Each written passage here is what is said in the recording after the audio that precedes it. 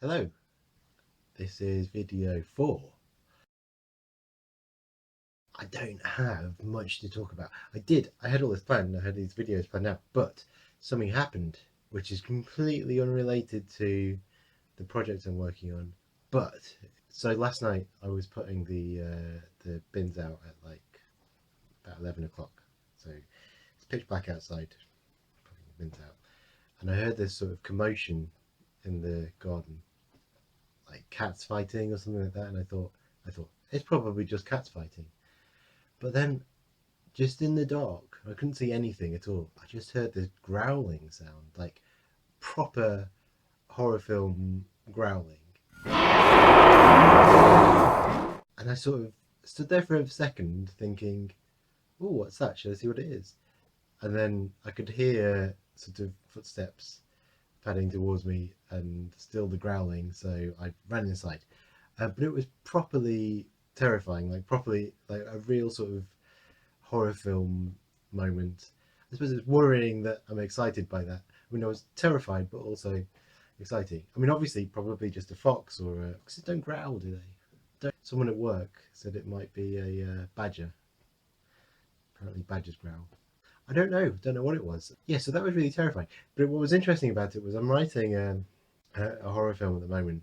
It's sort of a very small scale supernatural horror film, but it's also about kind of it's about this family who are kind of on the brink, and like this, if one more thing goes wrong in this house or with their jobs or with something, then it's going to completely tear them apart. And the thing that goes wrong is a ghost.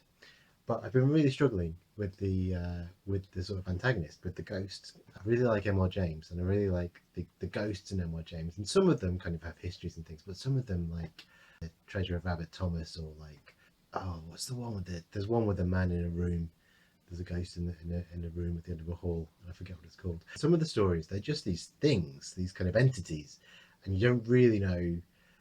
There's not like, oh, this was a person who died and now they've come back because they want this. It was just like there's a thing. So yeah, I wanted to do something like that. But then the problem with that is you then kind of struggle because you're writing to all the kind of rules of screenwriting and things, and you sort of having a kind of faceless, originless antagonist is really difficult. The thing that has done it best in recent years is The Dark Knight. The way the Joker is in The Dark Knight is kind of like that because he doesn't have an origin story, and the writer even said, Jonathan Nolan said that the idea of the Joker in The Dark Knight is that he doesn't exist until he appears in that frame outside the bank. Anyway, so I'm struggling with that, and then this thing happens with this growling entity last night, and I thought, oh, well, actually, I didn't think. My wife suggested, but doing a horror film about urban foxes, and I was like, oh, okay, because that kind of fits in with the themes that I'm working with, and urban foxes are kind of scary. I remember one time trying to get out of my front door, and there was a fox there, and it was huge, and suddenly being confronted by this huge thing, it is kind of scary. The idea that the antagonist I'm struggling with could be killer urban foxes. But the problem is, you say killer urban foxes, and it automatically sounds like, to me anyway, sounds funny. I always wanted to do a film about camel spiders because when there were all these soldiers in Iraq, they kept finding these camel spiders, these huge, really scary looking spiders. I mean, they're really aggressive. I don't know if they're deadly, but they're really big and really freaky looking.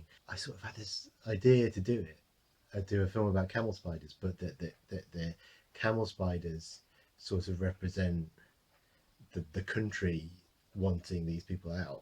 I'm a huge fan of like the first Godzilla films. The interesting thing about the first Godzilla film is that it's not really about the monster, it's about the weapon they're going to use to kill the monster, and it's about the fact that if they use this weapon, if they build this weapon and use it, then that weapon exists, which is fascinating. And when you get all the subsequent lots of people in rubber suits fighting Godzilla films, you forget that. Yeah, so then to me, the idea of doing a film about urban foxes is about kind of urban decay and about the film, because the film is kind of about austerity and about what's happening with the country, and and and the idea was to represent that with this kind of uncontrollable force, but perhaps you could represent it with foxes that kill you. That's the problem. It just sounds silly.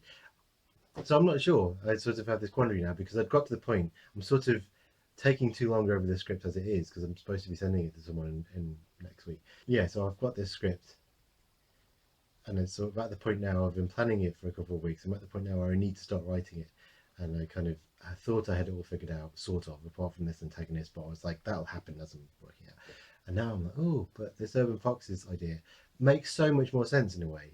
Like it's an easier pitch because that's part of the problem I've had as well is pitching it. Like as I did earlier, go, oh, it's about this faceless ghost thing and no one knows what it is. Whereas you say, oh, it's a film about killer foxes, fine.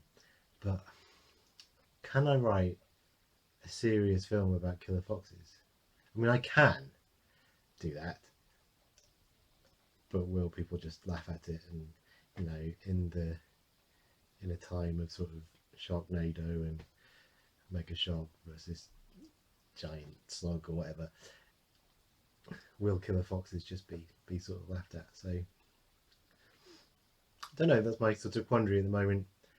Again, nothing to do with the series I'm working on.